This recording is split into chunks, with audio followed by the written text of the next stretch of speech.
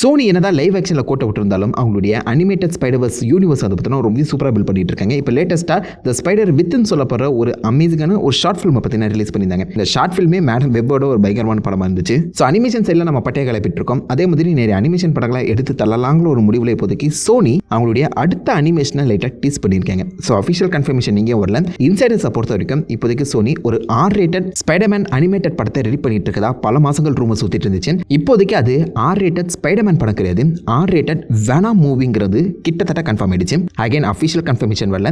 Insiders ரிப்போர்ட்டை பொறுத்த வரைக்கும் இப்போதைக்கு வெனாமை பேஸ் பண்ணி ஒரு R-rated அனிமேட்டட் மூவியை சோனி ரெடி பண்ணிட்டு இருக்காங்களா. மோர் லைக் ஸ்பைடர்வர்ஸ் மாதிரியே இருக்குங்கிற மாதிரி எதிர்பார்க்கப்படுது. அண்ட் இந்த படத்தை செத் ரோகன் ப்ரொடியூஸ் பண்ற மாதிரியும் சொல்லியிருக்காங்க. செத் ரோகனை பற்றி எல்லாருக்குமே தெரிஞ்சிருக்கும். இப்போ லேட்டஸ்டாக TMNT படம், முக்கியமாக த இன்வின்சிபிள் சீரிஸ் அண்ட் எல்லாருடைய ஃபேவரட் த பாய் சீரிஸோட ப்ரொடியூசர் அவர் தான். ஸோ R-rated எல்லாத்துலேயுமே பூந்து விளையாடக்கூடியவர். அவர் ப்ரொடியூசராக வச்சு இப்போதைக்கு ஒரு R-rated வெனாம் மூவி ரெடி ஆகிட்டு இருக்காங்க. வெனாம்னாலே R-rated தான்டா. அவரை PG-13 மாற்றி லைவ் ஆக்ஷனில் ஃபன் பண்ணிட்டு இருந்தாங்க. பட் அட்லீஸ்ட் ஃபைனலாக இப்போதைக்கு நம்ம வெனாம R-rated ஒரு பயங்கர பீஸ்டாக காமிக்கிறதுக்காக பிளான் பண்ணிட்டு இருக்காங்க போல. என்ன நடக்க போகுதுன்னு தெரியல, காத்திருப்போம். R-rated வெனாம் அனிமேட்டட் மூவி எத்தனை பேர் பார்க்க ரெடியாக இருக்கீங்க?